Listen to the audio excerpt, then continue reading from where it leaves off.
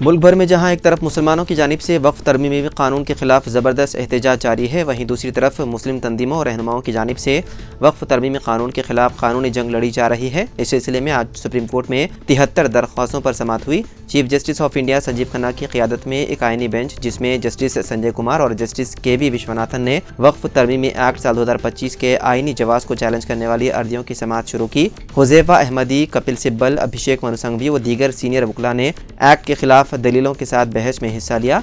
दरख्वास्त गुजारों ने संगीन खदशात का इजहार किया है कि तरमीम शुदा कानून आइन के आर्टिकल 26 के तहत महफूज ज़रूरी मजहबी रसूमात में मुदाखलत करता है। सीनियर एडवोकेट कपिल सिब्बल ने दलाल का आगाज करते हुए कहा कि इस कानून की बहुत से दफात आर्टिकल 26 की खुली खिलाफ वर्जी करती है। उन्होंने दलील दी है कि एक्ट के तहत वक्फ बनाने के लिए एक शख्स को ये साबित करना होगा कि वो पिछले 5 सालों से इस्लाम पर अमल कर रहा है। वक्फ करने से कबल मुझे ये साबित करना होगा कि मैं 5 साल से इस्लाम पर अमल कर रहा हूँ, लेकिन अगर मैं पहले ही मुसलमान पैदा हुआ हूँ तो मुझे ये साबित करने की क्या ज़रूरत है। मेरे ज़ाती मजहबी क़वानीन खुद ब खुद मुझ पर लागू होने चाहिए। सुप्रीम कोर्ट ने अब इस समाअत को कल तक के लिए मुलतवी कर दिया।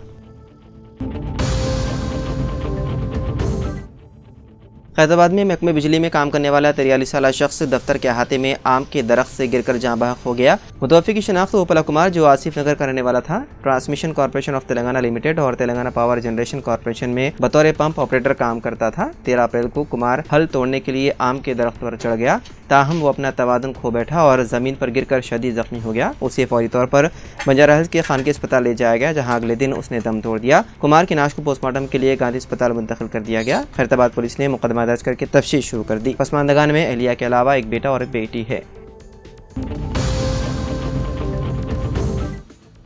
नायब वज़ीर-ए-आला मल्लू भट्टी विक्रमार्का तवक्को है कि नताइज जारी करेंगे। बोर्ड ऑफ इंटरमीडिएट एजुकेशन ने जांच का अमल मुकम्मल कर लिया है और इस वक्त नताइज की processing centre for good governance के जरिए की जा रही है। राय के मुताबिक ये काम तवक्को है कि आइंदा 5 से 6 दिनों में मुकम्मल हो जाएगा। नताइज की फाइल पहले ही वज़ीर-ए-आला रेवंत रेड्डी को भेजी जा चुकी है, जो इस वक्त जापान के दौरे पर हैं, इसलिए तवक्को है कि नताइज का ऐलान नायब वज़ीर-ए-आला करेंगे।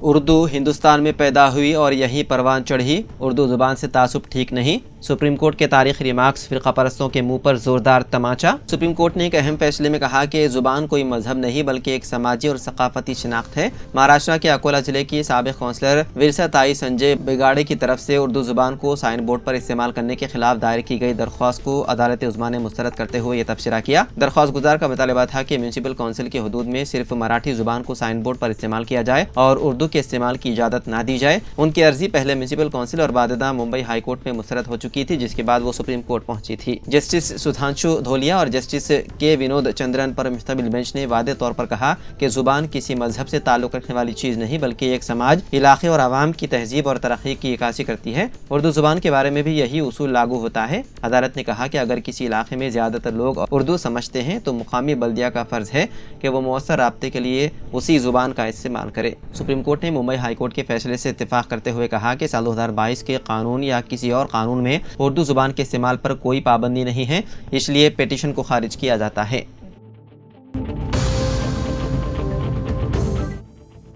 अब ट्रेनों में सफ़र के दौरान भी नकद रकम निकालना मुमकिन होगा। जी हाँ, हिंदुस्तानी रेलवे ने एक इनकलाबी कदम उठाते हुए ट्रेनों में ATM मशीनें नस्ब करने का तजुर्बा शुरू किया है। इस सहूलत का आगाज़ मुंबई मनमाड़ पंचवटी एक्सप्रेस से हो चुका है और जो मुल्क की पहली ऐसी ट्रेन बन गई है जिनमें ATM की सहूलत दस्तियाब है। अब तक मुसाफिरों को ट्रेनों में आरामदेह नशिस्तें, मोबाइल चार्जिंग और लैंप जैसी सहूलियात तो मैसर थी, लेकिन नकद रकम निकालने के लिए स्टेशन पर उतरना ज़रूरी होता था। रेलवे के इस नए तजुर्बे से ये मुश्किल भी ख़त्म होने जा रही है।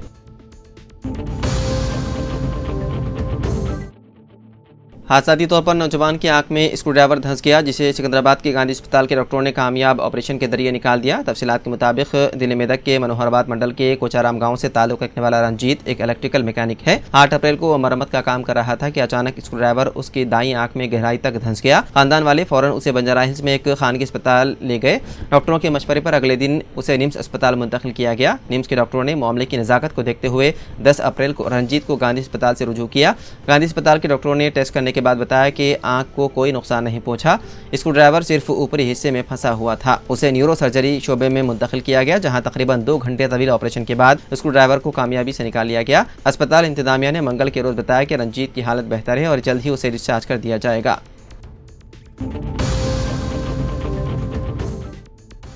आंध्र प्रदेश के कड़पा शहर में मंगल की रात एक 32 साला नौजवान का गला काटकर बेदर्दी से कर दिया गया कत्ल।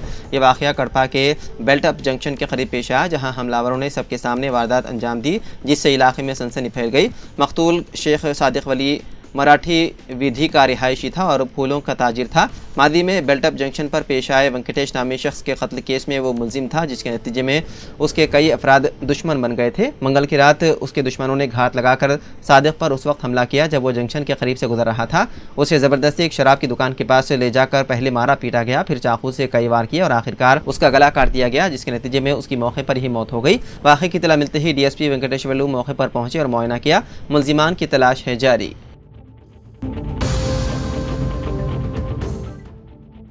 हैदराबाद के इलाके सिटी कॉलेज के करीब कल रात पेश आए कलमनाक सड़क हादसे में 32 साला नौजवान इम्तियाज़ हुसैन हाशमी वल्द बशारत हुसैन हाशमी जाँ बहक हो गए, जबकि उनके वालिदैन जख्मी बताए गए हैं। ज़राए के मुताबिक इम्तियाज़ हुसैन हाशमी, जो पंच मोहल्ले के रहने वाले थे, कल रात अपने वालिदैन के हमरा कार में सफ़र कर रहे थे कि उनकी गाड़ी बेकाबू होकर सिटी कॉलेज के करीब रोड डिवाइडर से टकरा गई। हादसे में वो और उनके वालिदैन जख्मी हो गए, जिन्हें फौरी तौर पर एक खानगी अस्पताल मुंतकिल किया गया, जहाँ नौजवान जख्मों से जामर ना हो सका। मुकामी पुलिस मसरूफ़ तहक़ीक़ात है।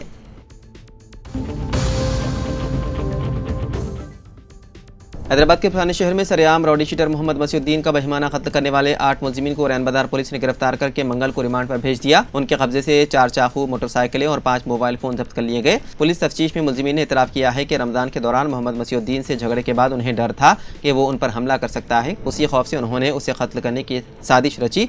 DCP south zone ACP Mir Chowk Venkateswara Rao और इंस्पेक्टर L रमेश नायक ने प्रेस कॉन्फ्रेंस में बताया है कि मकतूल मोहम्मद मसीउद्दीन फातिमानगर फलकनुमा का रिहायशी था और पुलिस के रिकॉर्ड में एक पुराना राउडी शीटर था, जिसके खिलाफ कई मुजरिमाना मुकदमा दर्ज है। साल 2023 में मसीउद्दीन और मोहम्मद उमर खान मोहम्मद तबरेज के दरमियान झगड़े शुरू हुए। पुलिस को इत्तला मिली कि 19 अप्रैल को मसीउद्दीन की शादी होने वाली है और मोहम्मद उमर खान को शक था कि शादी के बाद वो उसका कत्ल कर सकता है, इसलिए उन्होंने शादी से पहले ही उसे खत्म करने का मंसूबा बनाया। कत्ल में शामिल तमाम 8 मुलजिमीन ने मंसूबाबंदी के तहत 14 अप्रैल को दोबेरपुरा फ्लाईओवर पर मसीउद्दीन की गाड़ी को रोका और चाकुओं से बेरहमाना कत्ल करते हुए उसे मौत के घाट उतार दिया।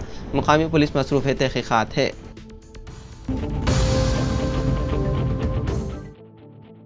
वज़ीर आला रेवंत रेड्डी जापान के सरकारी दौरे पर रवाना हो गए। वज़ीर आला के हमरा वज़ीर इन्फॉर्मेशन टेक्नोलॉजी श्रीधर बाबू के अलावा सरकारी ओहदेदार दौरे में शामिल हैं। 16 ta 22 अप्रैल जापान में मुख्तलिफ प्रोग्रामों में हिस्सा लेते हुए तेलंगाना में सरमाकारी के लिए मुख्तलिफ कंपनियों से मुआहिदात की उम्मीद है।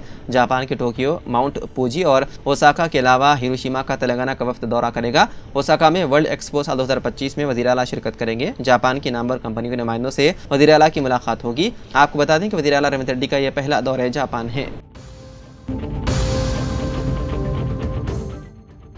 मुल्क में वक्फ इमलाक के तहफ़्फ़ुज़ के लिए हैदराबाद में रिक़्क़तंगेज़ दुआ की गई। असबाब से मायूसी के बाद मसबुल असबाब से रुजू होना इंसान की फितरत है और आज हिंदुस्तान में जो मसाइल सर उठाए हुए हैं उनके हल के लिए असबाब नाकारा होने लगे हैं। इसीलिए मसबबुल असबाब से रुजू होने का फ़ैसला दरअसल उम्मत को अल्लाह से जोड़ने की तरकीब है। जनाब आमिर खान साहब, न्यूज़ एडिटर रोज़नामा सियासत, रुकन कानून साज कौंसिल ने ईदगाह बिलाली हॉकी ग्राउंड मानसाफ टैंक में मुनक़िदा दुआया इज्तिमा के अख्तिताम पर ज़राए इब्लाग़ के नुमाइंदों से बातचीत करते हुए इन ख़यालात का इज़हार किया और कहा कि दुआ के मुतालिक मुतादिद अहादीस को नज़र में रखते हुए इस बात का फैसला किया गया था कि वक्फ क़वानीन के सिलसिले में किसी भी तरह की मुताहरों या जलसे आम से गुरेज करते हुए उम्मत मुस्लिमा को अल्लाह से रुजू करने के इक़दामात किए जाएंगे, ताकि मुसलसल कोशिशों और काविशों के बावजूद होने वाली नाकामियों को तौबा व इस्तिग़फ़ार और दुआओं के ज़रिए कामयाबी में तब्दील किया जा सके। इदारे सियासत के ज़ेर-ए-एहतिमाम मुनक़िदा इस इज्तिमाई दुआ में सैकड़ों अफराद बिलख़ुसूस ख़वातीन और बच्चों ने भी शिरकत की।